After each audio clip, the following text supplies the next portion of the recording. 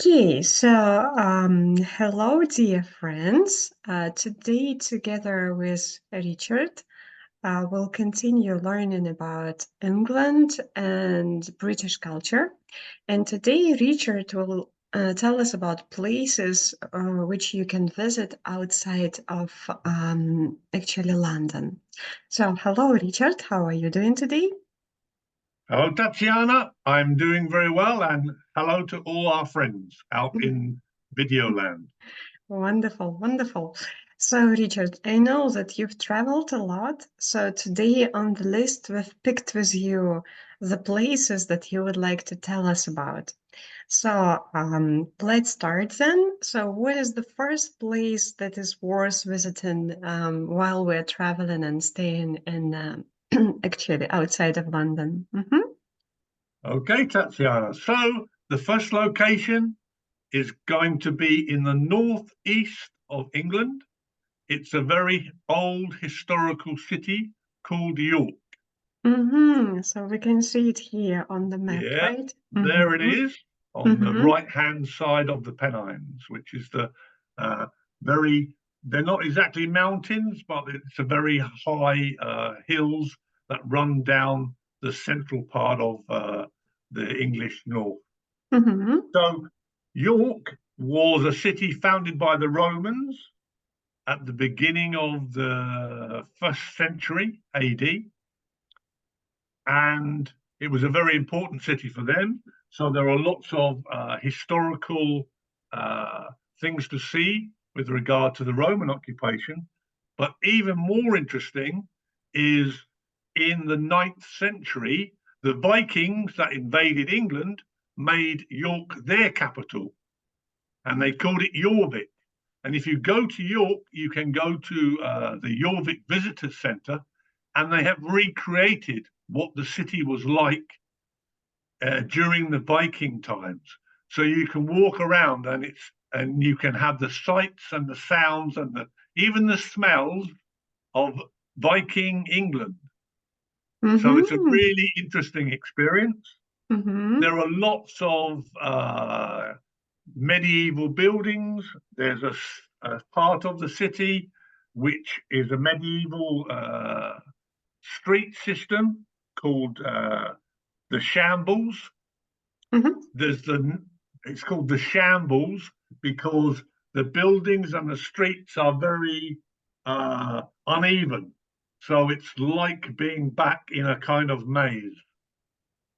But the Yes. streets in the cities of most places in England at the time, they were not nice, wide, straight streets. They were Mm-hmm. just uh, all over the place, as were the buildings. There was no Mm-hmm. construction control, so you could build a building as tall as you liked, and if it didn't fall down, then you could live in it.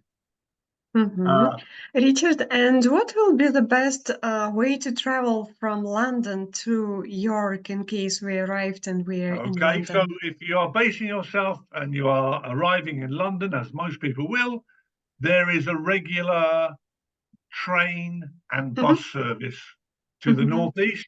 So you can easily travel from London to York. It will take you about 4 hours, depending on the time of day and whether you go by bus or train. There are some fast trains and some not so fast trains. Mm-hmm. Uh, so there is a regular service there. And as we've discussed before in traveling, if you book ahead of time, you would likely be able to get a reasonable price for your bus or your train. But if you Mm-hmm. leave it to the last minute, then you will probably have to pay a lot of money. I So see. Mm-hmm. always plan ahead for these things, especially with transport and Mm-hmm. accommodation, because it's a Mm-hmm. very popular location. So there are many hotels and guest houses, but if you want to go there, you will need to book well in advance so that you can get yourself a good and reasonable priced accommodation for your stay. Mm-hmm. Okay, so now we know a little bit about York. Mm-hmm. Okay. It's also the county town of Yorkshire, which was the largest English county. And you can see that it's not too far from the sea. So there are many interesting places to visit on the seaside. There are lots of countryside. and hills and mountains to go and climb. The National Railway Museum is there, so if you like trains like I do, you can go and see the history of the railways, which for the world began in England. So that was the start of the Industrial Revolution. The first Mhm. railway was between two cities in the northeast of England. So you can go and Yes. see where railways first began. Mhm. They still, Okay. around York, they still have the city walls. So you can go and walk around the medieval walls around the city. Mhm. And like I say, there are many interesting areas. So if you are based in York, you can easily travel within 1 or 2 hours to many interesting places to see. So you will not get bored with being located in York. Uh-huh. So we have to mark it on our map, right? Or just, to remember about Yes. this name. And it sounds very close to New York, so it's easy to remember. Just Well, York, that right? that is why New York is called New York, because the after the British took it over, the island of Manhattan, they renamed it from New Amsterdam, which Mm-hmm. it was because it was originally settled by the Dutch. When the British took over, they named it after one of the main cities from England, so they called it New York. Mm-hmm. I see. So Mm-hmm. that's the original York, not the Yeah. New York. Thank you so much. Thank you very much for sharing the story. Okay, so from York, Okay, so what is our next destination? Mm-hmm. if we travel from York and we go due west, Mm-hmm. southwest, we will travel across the Pennines and we will arrive in Manchester. Now, I've Uh-huh. included Liverpool in this description because Mm-hmm. Manchester and Liverpool are very close together and they Yeah. share a lot of common uh, Mm-hmm. themes to do with music and industrial revolution, history, Mm-hmm. Mm-hmm. sport. They are both very big football cities. Mm-hmm.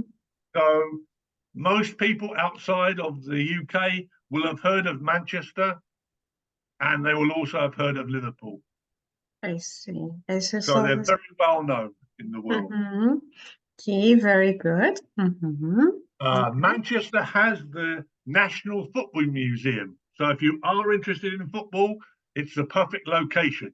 You have Mm-hmm. many football teams to go and watch play, and you can go and see the whole of the history of football. And as you know, as well as the railways, football started here in England Mm-hmm. many, many years ago, and now it is the most popular sport around the world for most countries. Mm-hmm. Uh, the good thing about Manchester and Liverpool is you have the seaside. You can take boat trips across to Ireland. You can take boat trips to the Isle of Man. And you are also very close to Wales. And just inside the English border is another Roman city called Chester, like Mm-hmm. Manchester, but without the man. So, Mm-hmm. and Mm-hmm. that is a very beautiful medieval city, but it had its roots. It was one of the most important Roman cities in Mm-hmm. England when the Romans were here. I see. And so tell me, please, Richard, I know that in most cities they have like their own football teams. So in Manchester and Liverpool, if you go over there, you have to choose which team you are for, right? Whether it's Well, going to be. yeah, exactly. Some cities only have one team, but Manchester has Manchester United and Manchester City, and Liverpool has Liverpool and Everton. Everton is an area within the city of Liverpool, but the two football grounds that they play at are very close to each other. There is a park called Stanley Park, and on one side of the park is Liverpool, and on the other side of the park is Everton. So you can stand in the park and listen to both matches going on. Mm-hmm. I see. Very good. Thank you so much. Thank you very much for sharing. Mm-hmm. Okay. Okay, so we're moving to our next destination. Uh-huh. So then we're traveling south from Manchester and Liverpool to the heart of England. The centre of the UK is Birmingham. Now, a Mhm. lot of people outside of the UK will not know the name Birmingham because it is not so widely known for Mhm. other reasons. But it Mhm. is the second biggest city in the whole of the UK, bigger than Edinburgh, Glasgow, Manchester, Leeds, Liverpool, all the others. The only city bigger than Birmingham is London. I So it is see. in the heart of England. It is not very far away from the birthplace of Shakespeare. So Stratford upon Avon, you can visit easily from Birmingham. Because it was the heart of England during the beginning of the Industrial Revolution, when most goods were moved not on roads because the roads were terrible and the railways hadn't been invented. So they were moved on barges along canals. So Birmingham has more miles of canals than Venice.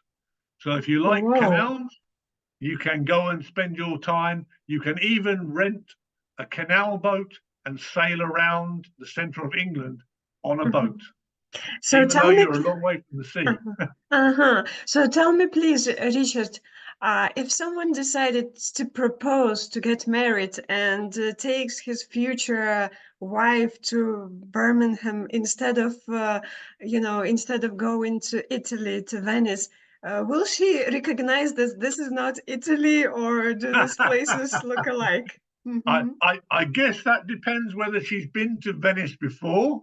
But sadly, although they are very interesting, they are not quite in the same kind of architectural situation as Venice, because as we Mm-hmm. know, Venice is in the water.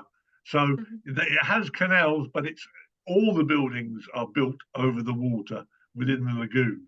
But Birmingham is very much built on land, but they have dug lots of canals that can Mm-hmm. take you anywhere around the centre of England and I further. see. I see. So a kind of modern Venice, right?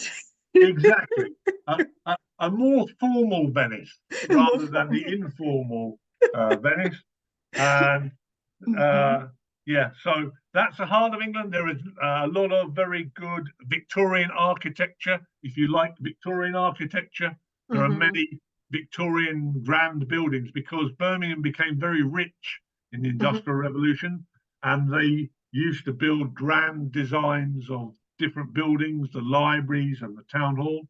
So if you Mm-hmm. like architecture, there are still many uh, interesting buildings to visit as well as museums, and you have easy access to the central part of England. And there is a castle called Warwick Castle, which is one of the best preserved medieval castles that you can go. And I know that I used to take my children there because they were able to practice archery and they were able to see how things were in the medieval times. They even demonstrate the catapult throwing Oh. like projectiles, and they Mm-hmm. have knights fighting on horses and on foot. Mm-hmm. So it's a very interesting day out, especially for kids. Very exciting. Mm-hmm. I see. Yeah. So it's a kind of, if you would like to propose, you go over there. If you would like to entertain your kids, you go over there. So everything Yes, is over there. there's Mm-hmm. a lot of things to do in the area, Uh-huh. depending on your interest. Uh-huh.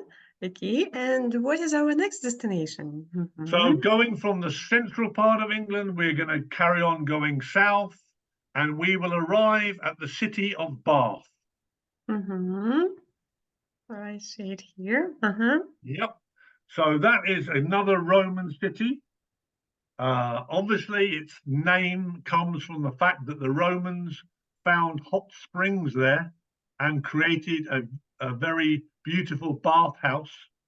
Mm-hmm. And it's still there, although you can't actually use the bath to have a bath because the water has, because it fell into disrepair during the kind of between the Romans leaving and the Victorians starting to have proper water works and sanitation, the water became contaminated. So it's not safe to bathe in it, but you can certainly walk around and see all the statues and the location and how a Roman bathhouse was for them. Uh, but there's much more to Bath than the Bath. There's a lot of beautiful architecture, Georgian and neoclassical architecture. Mhm.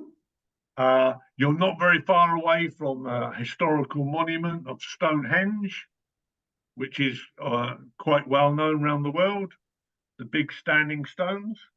You're not very far away from Glastonbury, which has a large music festival, which people may know about, but it's a very interesting town in itself, and it's very much associated with the King Arthur and the Arthurian legends, because the Isle of Avalon, where he is said to have gone to when he died, is located in that area, and you can climb a hill called Glastonbury Tor, where there is like a single tower on the top, and you can Mhm. see all around you is the countryside that he was supposed to have been in, even though Mhm. he is mythological. But still, there are some people that think that it's based upon some historical fact, some historical figure. There's Mhm. also uh, close to Bath is the city of Bristol, very close Mhm. by. That is Yeah. another interesting city. It has very much been become a city, a university town with a lot of bars and nightlife. But in the Victorian times, it was the main port for sailing across to America. So there was a lot of naval and sailing history you can go and experience. And close to Bath and Bristol are the Mendip Hills, which are a very beautiful English countryside. If you love the English countryside, you can go and see the countryside there and see beautiful country cottages. And there is a system of caves called the Cheddar Caves that you can go and explore if you like to go underground and see some interesting things. So there is plenty of things to do. And then afterwards, you have a short train or bus ride back east to London, where you started from before you decided Mhm. to travel all the way around England. Mm-hmm. I see. Wonderful. Thank you so much. So today we've traveled to some places outside of London. Now we know that it's possible to travel over there with kids to have some fun. If someone would like to propose, they can also go over there. If they are particular fans of a particular football team, they can also go and have some fun. If they would like to check Bath as a historical place, they can also do that. Or if they would like to enjoy countryside, it's all possible in England. So, Richard, thank you so much for sharing more information with us. So that now we know what are the places to visit while we are in England. So, thank you so much. Thank you. You're very welcome. Thank you. Thank you so much. Have a great day.